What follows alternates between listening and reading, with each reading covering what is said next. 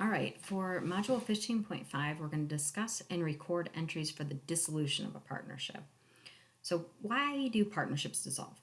Sometimes the decision's made to close the business, sometimes there's a bankruptcy, sometimes there's partner negligence, retirement, death, poor cash flow, change in business practices. Just there's several reasons why a partnership can dissolve. General partners, as you may recall, have unlimited liability. Any general partner may be asked to contribute additional funds to the partnership if its assets are insufficient to satisfy the creditor's claims. If a general partner does not make good on his or her deficit in capital balance, the remaining partners must absorb that deficit balance. The liquidation or dissolution process for partnerships is similar to the liquidation process for corporations. Before proceeding with liquidation, the partnership should complete the accounting cycle for its final operational period. This will require closing the books only with balance sheet accounts remaining. Once that process has been completed, the following 4 steps must be completed in order and the appropriate journal entry recorded. So step 1, sell the non-cash assets for cash and recognize a gain or a loss. Step 2, allocate the gain or loss from realization to the partners based on their income ratios. Step 3, pay partnership liabilities in cash. And step 4, distribute any remaining cash to the partners on the basis of their capital balances. So we're going to go through that process. So we've got a football partnership is liquidated.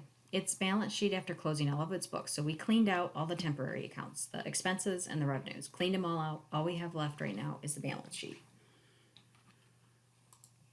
So then we're going to go through the steps. We're going to go take all the partnership's assets will be sold to Hockey Partnership for $60,000 cash.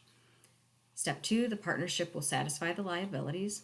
The income ratio will be 3-1 to partners Raven, Brown, and Eagle, respectively.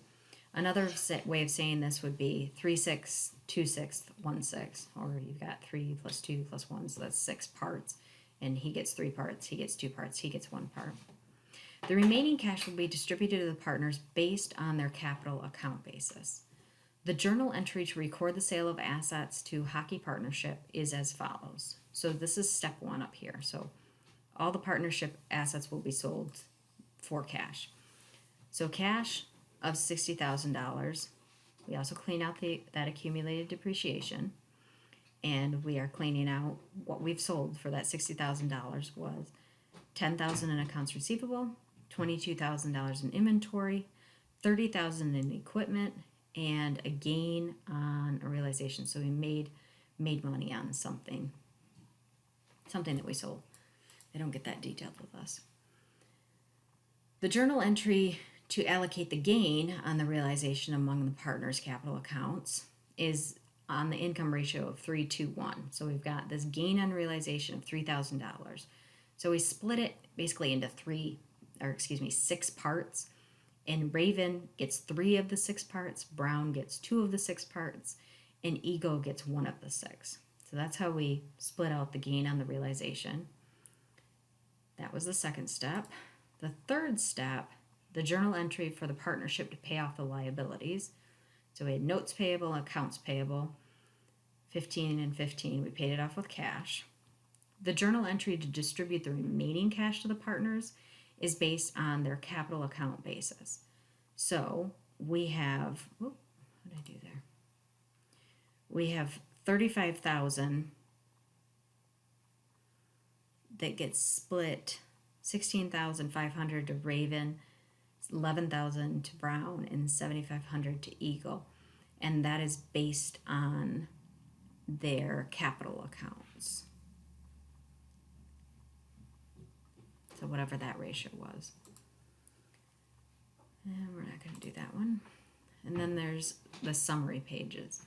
I would read through this and study it and just to kind of refresh your memory on what we went through over these chapters and then finish up the problems.